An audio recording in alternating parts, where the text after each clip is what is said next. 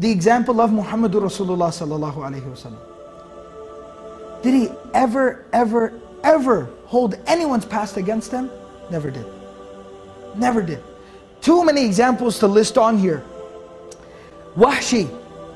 Wahshi is the man who assassinated the uncle of the Prophet ﷺ. The death of the uncle, the murder of the uncle, the mutilation of the body of the uncle of the Prophet ﷺ is one of the moments in his life where the Sahaba say, it was one of the few times where we saw the Prophet ﷺ in such profound pain. Like he was crying. He was so deeply hurt that when they came back into Medina, at the Battle of Uhud, many Muslims had died on that day. And he could hear different family members crying when they were receiving the news of the death of their family member.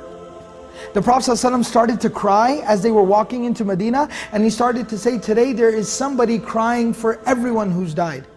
But there's nobody crying for my uncle, because my uncle's own family was the one who did this to him.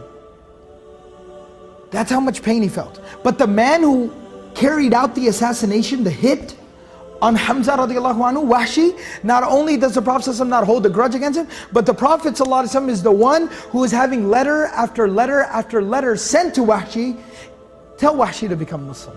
Tell Wahshi to change his life. Tell Wahshi that he should accept Islam. Tell Wahshi that Allah will forgive him. That's how merciful the Prophet ﷺ was. That's how willing he was to overlook people's past. Hind, the woman who hired Wahshi to assassinate Hamza radiallahu anhu. And after he goes to her and he tells her the job is done, she goes down into the battlefield, she walks up to the dead body of Hamza lying there, she pulls out a dagger, she cuts his ears, his nose and his tongue out, strings them up and keeps them as a souvenir. This is a woman. She then takes the dagger, puts it in his body, rips his body open, pulls out his internal organs and mutilates his body. This is a woman. She takes his clothes and rips his clothes off and completely exposes his body. A woman who did this. That's how much he hated the Prophet ﷺ. And that's how horrible, what a horrible act she had done to the Prophet ﷺ and his uncle. But on the day of Fatih Makkah, the Prophet ﷺ doesn't do anything to her. And when she comes to the Prophet ﷺ to accept Islam, ahlan wa sahlan, marhaban bikum. He welcomes her, gives her the shahada, allows her to become Hind radiallahu anha. A companion, a female companion of the Prophet ﷺ. And the stories go on and on. Ikramah, the son of Abu Jahl, same thing. Khalid ibn al-Walid, the architect of the killing of dozens of Muslims on the day of Uhud. All of these people, they were embraced with open arms. And they were made to be close to the Prophet ﷺ, and he accepted them as they were.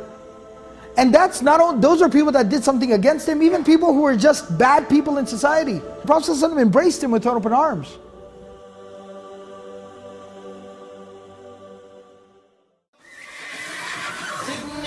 بذكر الصافلات صدى كالشهد يروي قلبي الصادي زدني بذكر الصافلات شذا أغري به الريحان والكادي زدني وأسكن في دمي أملا أرمي به أحشاء حسان